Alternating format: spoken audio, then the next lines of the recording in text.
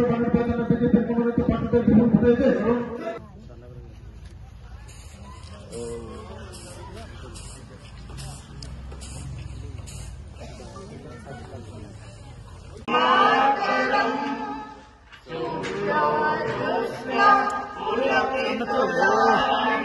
সেই কথা মোতাবেক বকুলনগরে প্রথম 1 নম্বর ভোট হয়েছিল, সেই ভোটকে তিনি 1 লক্ষ টাকা 76 বছরের মধ্যে আমরা সেটা লক্ষ্য করতে পারিনি। তার মধ্যে বিগত 10 বছরে যেটা উনি দেশের জন্য করেছে আর তার জিতা যা একটা সময়ে হতে চলছে। কারণ আমরা সবাই জানি 2024-এ আমাদের দেশের লোকসভা নির্বাচন। আজকে এই সম্মেলনের মাধ্যমেই আমরা লোকসভা নির্বাচনের প্রস্তুতি শুরু করব, এরকম আমার একটা ভাবনা। কেন্দ্রীয় সরকার প্রতিষ্ঠিত হল অটল বিহারী বাজপেয়ীর নেতৃত্বে। প্রথমে 13 দিনের সরকার, পরে 13 মাসের সরকার, আবার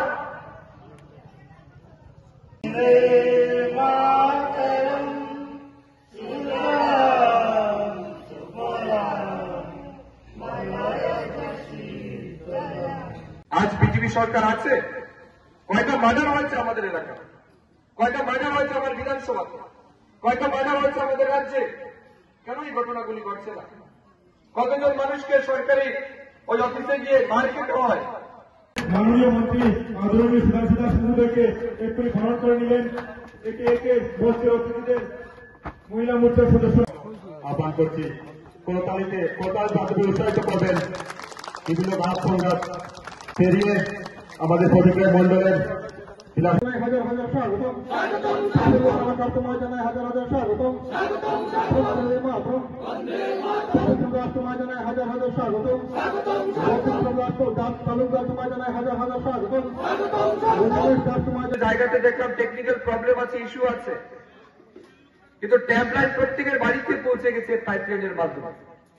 কয়েকটা বাড়িতে বিশুদ্ধ পানীয় জল যায় না, তার কারণে আমরা আধিকারিকদের ইমিডিয়েট নির্দেশ দিয়েছি যে দ্রুত সেই পাইপলাইনগুলিকে ওয়াশ করুন এবং যেন বিশুদ্ধ পানীয় জল তাদের বাড়িতে পৌঁছে যায়, তার জন্য কাজ করুন।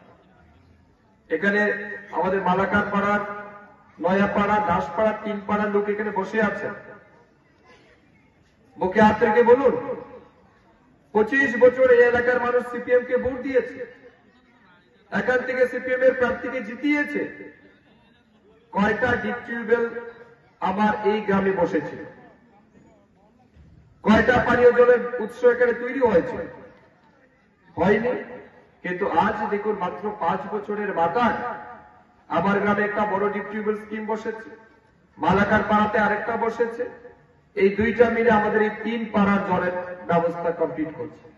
যেটা বাকি আছে সেটার জন্য আমরা সেদিন কয়েকটা বাড়ি পাইলে তাদের জন্য আলাদা পাইপলাইনের মাধ্যমে জল পৌঁছে দেওয়ার জন্য আমরা বলেছি।